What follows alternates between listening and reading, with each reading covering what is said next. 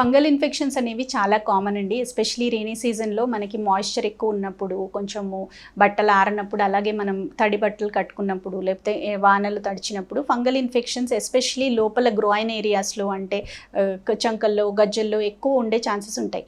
So చాలామంది కొంచెం ఎంబారెస్గా feel అయ్యి, సిగ్గుపడి మనం కన్సల్ట్ అవ్వకుండా మెడికల్ షాప్లో ఏ క్రీమో తీసుకొని వాడేస్తుంటారు.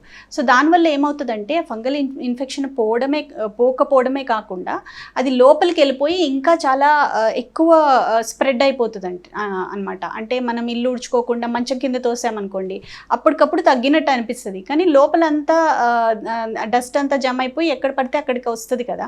అయితే ఫంగల్ ఇన్ఫెక్షన్ మనం స్టిరాయిడ్ వాడినప్పుడు ఏమవుతుందంటే అన్యూజువల్ ప్లేసెస్లోకి స్ప్రెడ్ అయిపోతుంది. అంటే ఫేస్ మీద, హ్యాండ్స్ మీద. యాక్చువల్లీ అలాంటి ఏరియాస్లో ఫంగల్ ఇన్ఫెక్షన్ రాదు అసలు, కానీ ఇది రావడం వల్ల ఏమవుతుందంటే ఈ స్టిరాయిడ్ క్రీమ్స్ వాడడం వల్ల క్లోబెటజాల్, మొమెటజోన్ ఈ క్రీమ్స్ ఇస్తూ ఉంటారు మెడికల్ షాప్లో.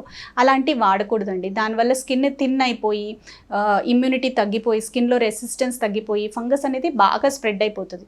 మీరు కరెక్ట్గా డర్మటాలజిస్ట్ని కన్సల్ట్ అయ్యారనుకోండి, ఒక కోర్స్ ఇస్తాం. అంటే ఒక 4 వీక్స్ కోర్సో 3 వీక్స్ కోర్సో చూసి ఏ రకమైన ఫంగస్ ఉందో చూసి దాని ప్రకారంగా ఇచ్చామనుకోండి, మీకు కంఫర్టబుల్గా తగ్గడమే కాకుండా చాలా రోజులు మళ్ళీ రాకుండా హెల్ప్ అవుతుంది.